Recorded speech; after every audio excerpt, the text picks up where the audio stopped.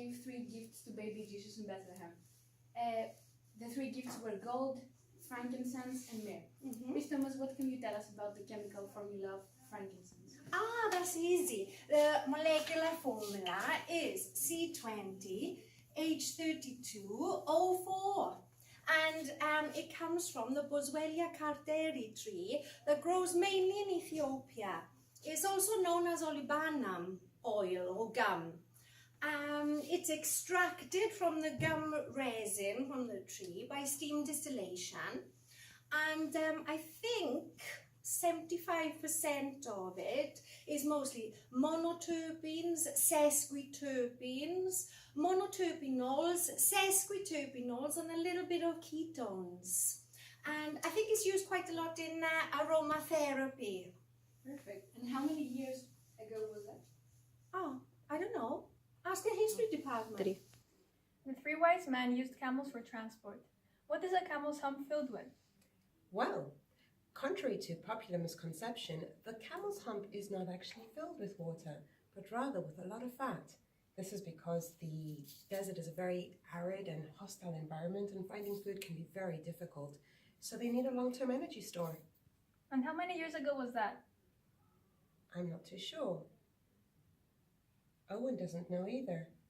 We may have to ask the history department. How was Christmas traditionally celebrated in Greece? Well, in the old days, the actual dinner, the Christmas dinner, was pork, not turkey. And we used to decorate boats, not trees. The reason why we decorated boats is that Greek people lived from the sea, so the boats were very important for the Greeks.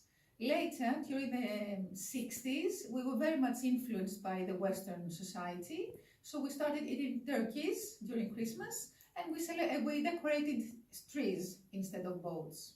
Okay. And how many years ago was the birth of Jesus? Well, I have no idea. Why don't you ask the history department? 3. At which speeds does Santa need to travel to deliver all of the presents to the children on time? Well, according to the current theories, we can use these formulae, take into account the electric field that exists in the universe, as well as the time, and also how fast the universe is expanding and its size. And then, according to my calculations, it seems that it's going to take about 10,000 kilometers per second to travel in order to reach the Earth. Oh, and when was Jesus born? Well, that I'm afraid, my dear, I can't tell you because time is relative. Miss, is Lapland in the North Pole or the South Pole?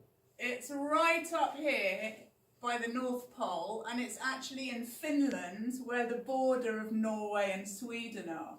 And you won't quite believe it, but their first snowflake falls every year in August, and they can have up to 2 meters of snow on the ground, and they get a really long winter of 7 months. And altogether, there are about 180,000 people living up there. But of course, the one that we all know about is that special man, Santa Claus. Miss, when did you first see Santa? First see Santa. I was 5. He came down the chimney.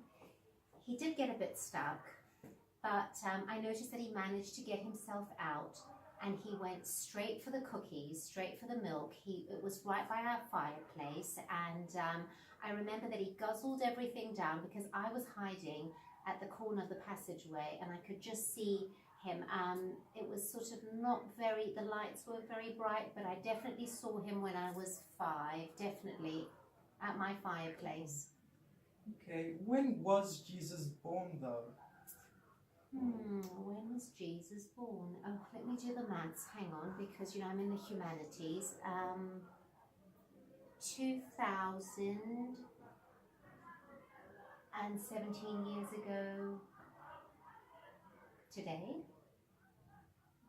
Close to today. Thank you. Miss, if Santa had to deliver presents to 92 million houses, how long does he have to do each present drop? So, we have a day, right? So, 24 hours. We need to convert it to seconds probably, because you will need some seconds to do that. So, we need to times by 3,600. This is 84,600 seconds. We have 92 million houses, right? Yeah? And 84,600 seconds. One house, X. So actually what we have to do is we need to divide these two. So according to our calculator, this is going to be 0.0009 seconds. He should be pretty fast. Thank you. Is it a good thing that Father Christmas is the only person who delivers presents around the world during Christmas? That's an excellent question, and that's something that we talk about all year in economics A level. We call that a monopoly. A monopoly is when there's only one supplier. So Father Christmas is the monopoly supplier of toys and delivery of toys all over the world at Christmas time. Now I can show you most clearly about that on a diagram. So this is price and this is quantity, and this is the demand average revenue curve, and there is a twice as steep marginal revenue curve, and the marginal costs that Father Christmas faces are subject to diminishing returns.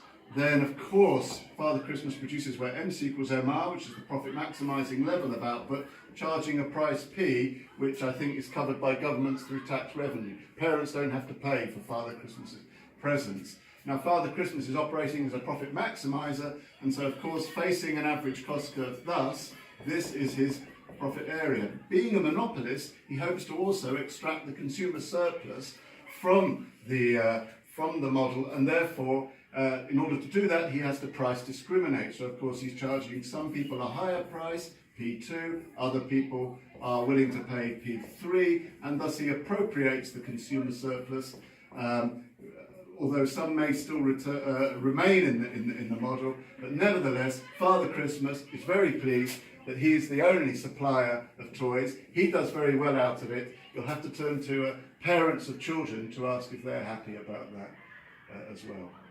Does that make it clearer for you? Yes, sir. Thank That's you. good. Right. Well, I'll test you on that in the new year. So, Miss, I heard you received a letter from Santa. Can you I tell us did. what's in it?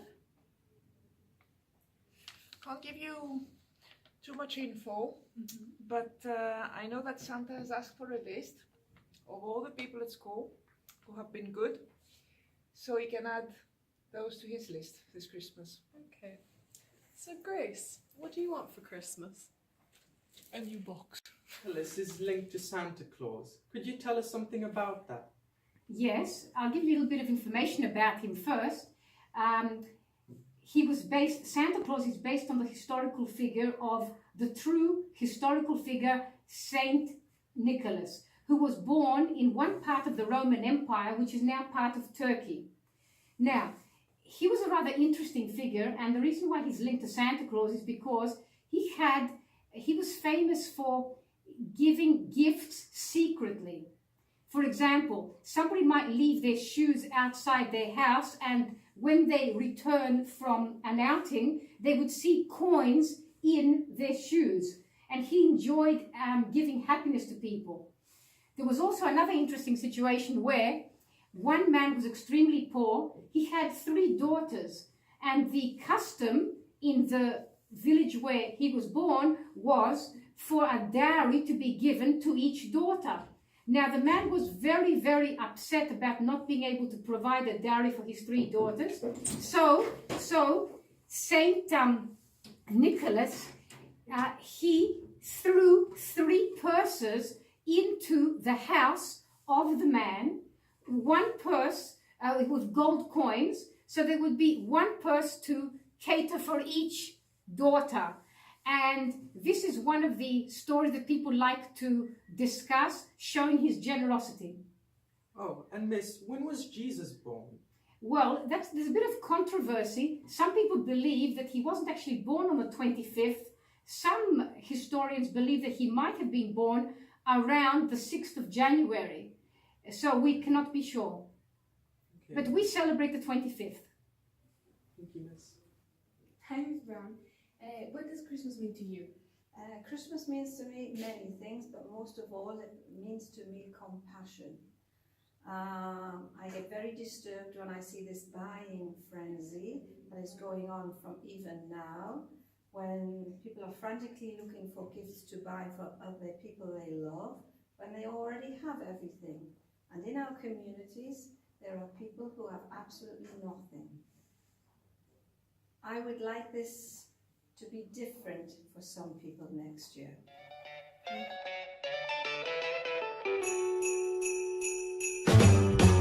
Jingle bell, jingle bell rock. A jingle bell swing and jingle bells ring. Snowing and blowing bushels of fun. Now the jingle hop has begun. Jingle bell rock. A jingle bells chime in jingle bell time. Dancing and prancing in Jingle Bell Square.